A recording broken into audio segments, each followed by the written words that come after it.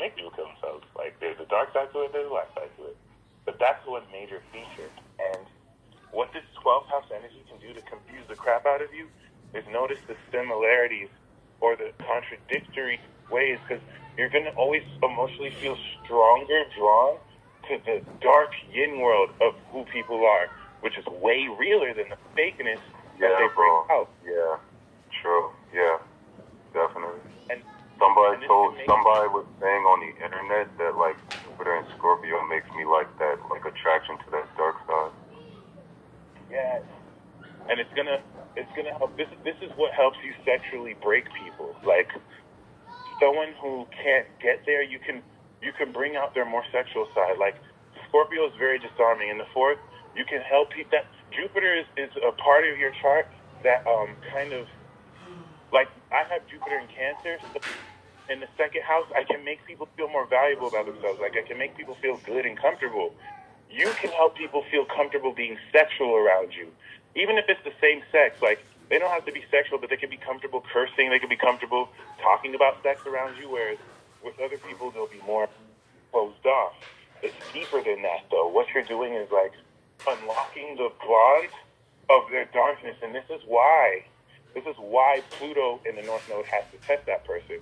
So it's like, well, hold on now. If we let this go, this person could try and attack me. So let's test if they're really, like, you'll put people in situations that you can let them take advantage of you just to see what they'll do. And, oh my God, if they do try to, Pluto will not take any prisoners.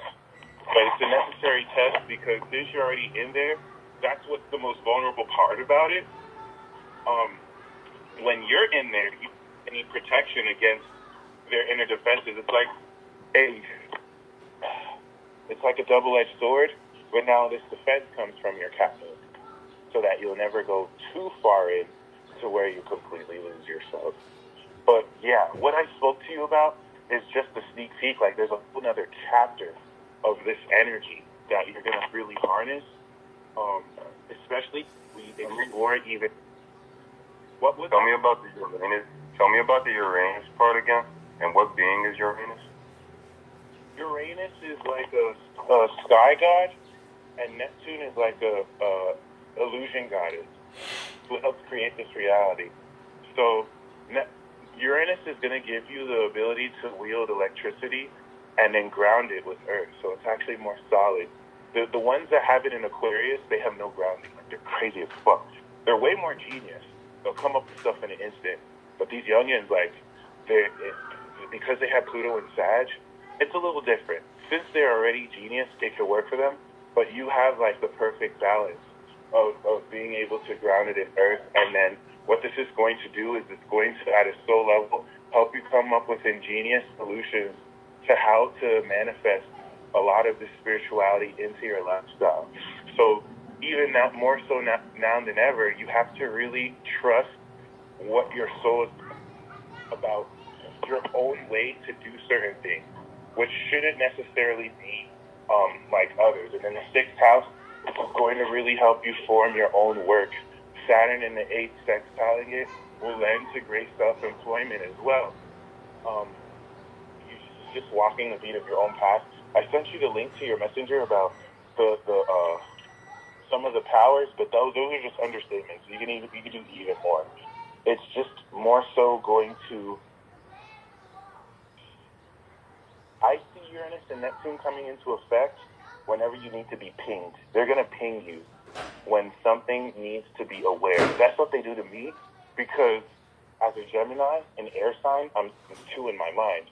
So they have to ping me when I have to come back to my body. This Capricorn energy is going to link this psychic energy to your body as a psychic antenna. Since you're a Cancer, they don't need to ping you because you're going to already feel it and see it. So the energy that they're going to spend pinging you, they can now invest in aligning with you. Because Cancer and Capricorn, the opposite signs are really where, like, the energies can meet together in the middle and really potently express more possible without.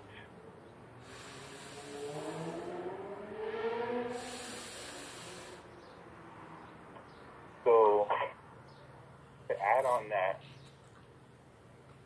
especially since Neptune is there. Neptune is going to help you at length see a greater way to ground and manifest dreams into reality. But outside of dreams, what this helps to do is to heighten people's psychic ability when they're around. So your soul will act like a project to the design. What happened? You just broke up. Say it again. Yeah. So what Neptune is going to do in Uranus is when people are around you and touch you, like let's just say they put their hand on your shoulder, or they're maybe like 2 meters away from you, this is going to heighten their psychic ability. And it's going to help them connect even greater to spirit, just because they're in your presence. Like, when I was staying with Sun Soul Astrology in her basement, her psychic channel just heightened ridiculously just because I was around. This is one of the perks to having Moon, like, right next to Uranus, Neptune, and all that. Because it's going to really take people on a spiritual level. This is yet another reason why your Pluto has to judge people, because Pluto opposite Taurus has to make sure that the people who... Well, what this does, by the way, when you change your destiny at a greater level, this is also simultaneously helping them see an even deeper level of who you are. Scorpio 4th house is so private. Like, if you don't trust someone, they're not going to even know what you really feel about them. They're not going to really know your private life. Like, they'll know the life you show them, but they will not really know certain facets about who you deeply are inside unless you will show them. Just like Leo suns too. You may think Leo suns are very bad, but they have a private life. I'll say that. So for you in your case, that's almost expected, especially as a Cancer sun. But because your destiny is involved, and because there's certain things that cannot be revealed, this is another reason why a lot of your destiny or a lot of what you're going to uncover is not for the world. Like in fact, you walk very closely with Archangel Raziel. I think he's your head OG. Like, not OG, I think he's like your head, like, homie, like, out of all the Archangel signs, because Archangel Raziel is, they call him, and he may not even call himself Raziel to you, because what these Archangels did was, they to teach their lessons, they use code words. So they don't reveal their real names, which are spirit names. They only reveal it to, like, the select chosen. But Raziel is the Archangel of hidden mysteries and the divine secrets. Even more than that. It says here on Google that he's Chakma in the Tree of Life. Chakma, yeah. Yes, wisdom, indeed. He wrote the book of Raziel, which was the last, King Solomon apparently was the last one to have it, but regardless, it really speaks profoundly of you're not uncovering these divine mysteries for the first time. You did work in a past life so that you can uncover it, so that this lifetime you can be in a human body and download everything you have uncovered. This is where your Moon conjunct Neptune and Uranus pays off, because it's a soul code of DNA, to where in order for you to uncover these mysteries, you would have to wait till you're 80 to master it. But you're like, screw that. Before my Saturn return, I'm just going to download my lifetime's worth of work in maybe a couple of years, and then you'll be like that master.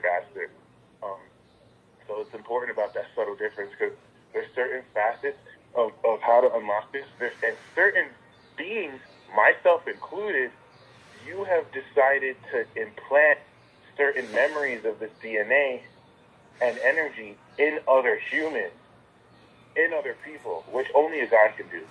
So, like, you want to kind of see us as, like, NPCs in a video game that are going to transfer you downloadable packets of knowledge. Because all this stuff is semantics. Like, I'm breaking down your chart as best as I can, but what's really happening spiritually is the vibration that I'm using. Regardless of what words I say, the energy that I'm transferring to you is more on a deep level that can't be put into words.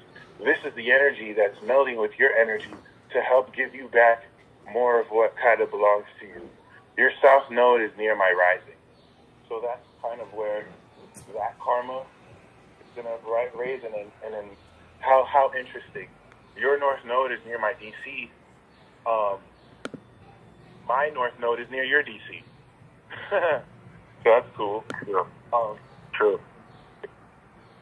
And we're both Capricorn moon. Exactly. Yeah. So, yeah, it's going to really help you here.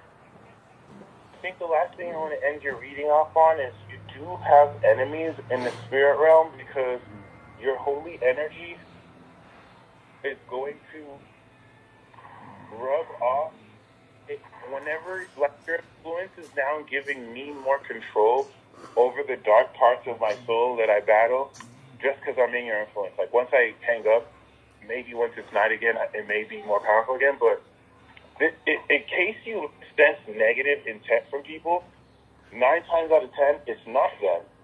It's the dark spirits that they have kept or held in. So, I mean, it is them to a degree, but those dark spirits within them, at a large degree, will influence greatly what they go through so that they're in a better position to release or lose control.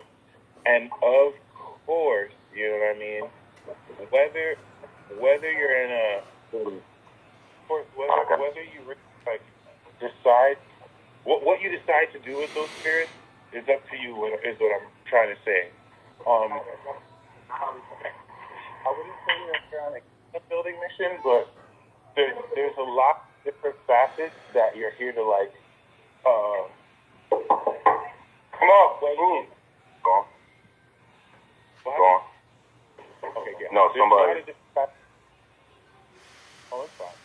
There's a lot of different facets to weigh in on, and the huge facet is demon possession or impure regeneration or impure possession. Because normally it's the Leos who are tasked to deal with that, but because you can be aware of them, because you can see them, they're going to try and cut the deals. They're going to try and bring you to their side. They're going to try and offer you power before they realize the last thing you need is their power. Because if anything, they would want your power. So you're not a large part again. Wait, you started to break up. Say it again. A large part of your is very individual and private.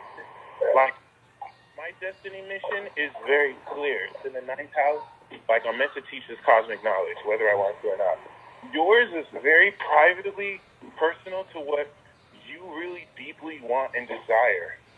What foundation you're trying to build, or like I said, it has a lot to do with you finalizing your past life mission of, like, the past life you had, you spent your whole life building all this mastery as a god, right? But now, in this life, and then once you did that, you kind of like put it in a flash drive, and you saved it to pick it up this lifetime, put it in yourself, and awaken it.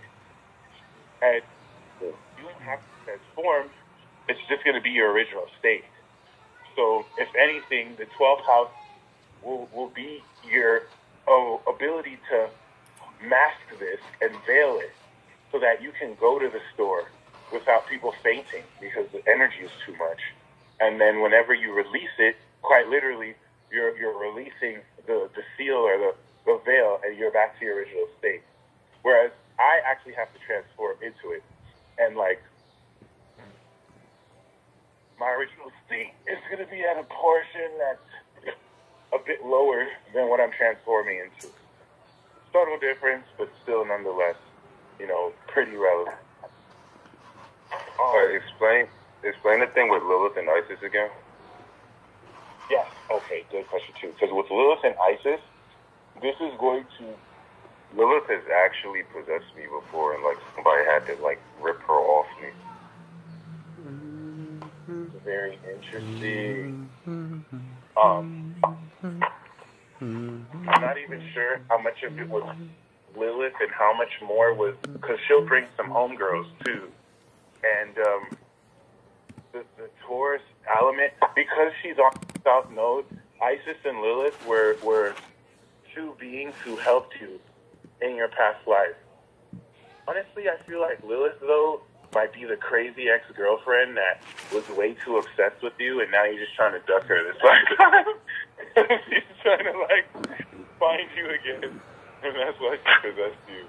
That's kind of, Yeah, I heard something I didn't know. I didn't know this, but somewhere on Google, I don't know if it's accurate, but they say that Aphrodite is also Lilith. And, like, she had, like, I realized, like, gods, like, people like who you say I am, like, we have multiple vessels. Like, somebody told me, like, I created a sun, but I created him as an aspect of me to, like, experience life through. And it's like, I realized Lilith or Aphrodite, she did that too.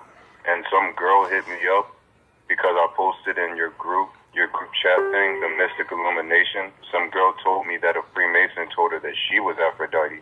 And when I looked it up, I never knew this before, but they try to say Lilith and Aphrodite are the same. And I was like, nah, I thought that just Isis and Aphrodite were the same. What's up with that? yeah, this comes because of all the different pantheons, and, like, there are many names. Like, there's Astaroth, Lilith, Isis. Some people even say Aphrodite is Venus and Lucifer. But you really opened my mind, because I was starting to uncover that, hey, maybe that there are certain people with different, like, incarnations. I feel like Lucifer is the same as well. Like, just like Lil Uzi Vert, it carries that vibe. Barack Obama also has that sun. And I feel like they just imbue their spirits through our physical vessel, because, I mean, like, it'll be too much for one, or even if it wouldn't be too much for one, I'm really glad you said that, because that makes a lot of sense. And as far as Aphrodite, this is the whole point. You especially, this is going to come near to your Saturn return when Saturn goes back into your 8th and really helps you dive through these realms. But you can literally channel these energies. And channeling is an insult. Like, you can literally speak directly to these energies and really come. That's the next step for you, because you're going to be one of the ones writing these Google articles, filling people in on the real truth. So read them with a grain of salt. But I always encourage people like you to contact these directly, since they have more of a personal relationship with you than the people writing about them. One thing I also did want to add that I forgot, the whole progression. I don't get the whole progression thing. Like, I'm born on the last day of Cancer, so, like, when do I progress into Leo? Oh, you progressed into Leo when you were 1 year old. And if we look at your progression chart, yeah, you're already into Leo. You've already started your Leo cycle. Your progress chart we have is you're progressed 21 degrees Leo, and your moon is in Scorpio on your North Node in Pluto. So you're going through a very powerful, transformative first quarter square that's taking this cycle of love, bringing you out the spiritual closet, and helping you fulfill the first leg of your destiny. How ironic. The North Node's in Leo, Jupiter's going to go into Scorpio, and, you know, in another 4 years, or I want to almost say like 8 years, when this is in Aquarius, you're going to come into a lot of success. So this challenge is getting your foundation and starting to build your kingdom, or what you're going to do. This is really harnessing a lot of your destiny, making you receptive to the deep occult truths about who you are. But yeah, you're progressed into Leo. You're going to be progressed Virgo really soon. Maybe in another 9 years. So yeah, huge deal. I'm waiting. 9 years? What? Yeah, you said 9 years? the sun is going to progress 1 degree every year. And then it's going to progress, I think it's going to progress a sign. The moon is going to progress a sign every 2 years or every year. I think it's every year, though. No, it might be every 2. I'm not sure. Let me see. Yeah, I think it's a sign a year. Well, let me see.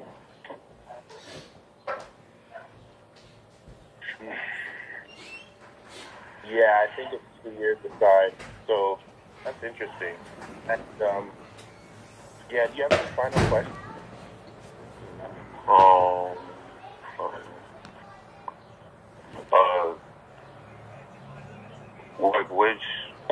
What about my elements? You said light, I would have the power of lightning.